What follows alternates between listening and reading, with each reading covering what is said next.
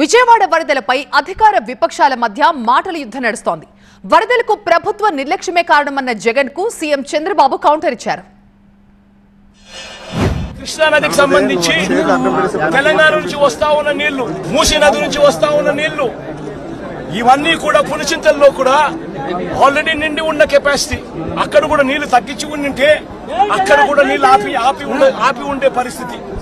కానీ అవన్నీ ఏమీ చేయకుండా, ఎక్కడా కూడా నీళ్లు తగ్గించకుండా 30వ తారీఖు నుంచి నీళ్లు తగ్గించుకుంటూ వచ్చిందంటే ఒక 8 లక్షలు 9 లక్షలు క్యూసెక్కులు అలా పారుతా పోయిండు 30వ తారీఖు నుంచి. అప్పుడు ఈ మాదిరిగా భీకరంగా 11,35,000 క్యూసెక్కులు వచ్చే పరిస్థితి ఉండేది కాదు. ఈ మాదిరిగా ఫ్లడ్ ఉండే పరిస్థితి ఉండేది అంతకన్నా కాదు.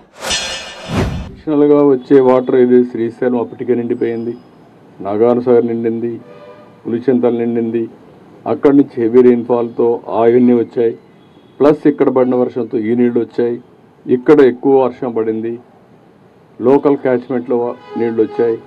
ఆల్ ఆఫ్ ఏ సడన్ కమ్ముకొని వచ్చి వీళ్ళు చేసిన తప్పుడు పని, మానవ తప్పిదం.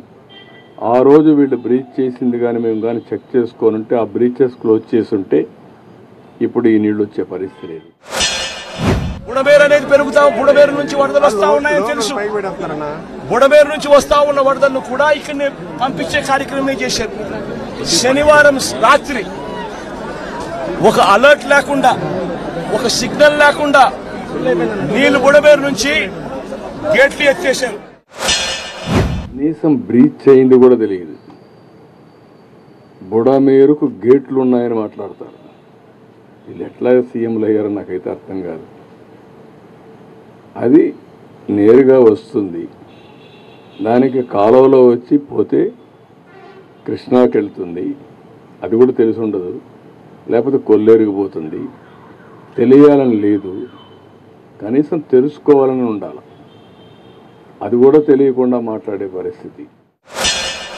వలగలేరు హెడ్ రెగ్యులేటర్కు సంబంధించిన లాకులను 11 లాకులను శనివారం రాత్రి అర్ధరాత్రి దాటిన తర్వాత ఎత్తారు. అలర్ట్ లేదు. ఇక్కడ ఈ ప్రాంతంలో ఉన్న ప్రజలకు కనీసం చెప్పడం లేదు. ఎత్తేసినారు. ఎందుకు ఎత్తినారు? చంద్రబాబు నాయుడు గారు ఉన్న ఇల్లు, కరకట్టు మీద ఉన్న ఇళ్లకు ఆ ఇంటికి సంబంధించిన ఆ నీళ్లు పోకుండా రక్షించుకునే దానికోసం విజయవాడలోని ఈ ప్రాంతాన్నంతా కూడా నీటిమయం చేశారు చంద్రబాబు నాయుడు గారు.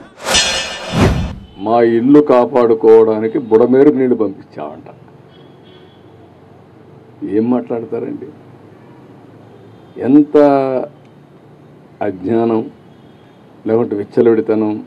ఏది చెప్పినా నమ్మతారని, ఏదో ఒకటి వాగితే ఏమీ చేయలేదని.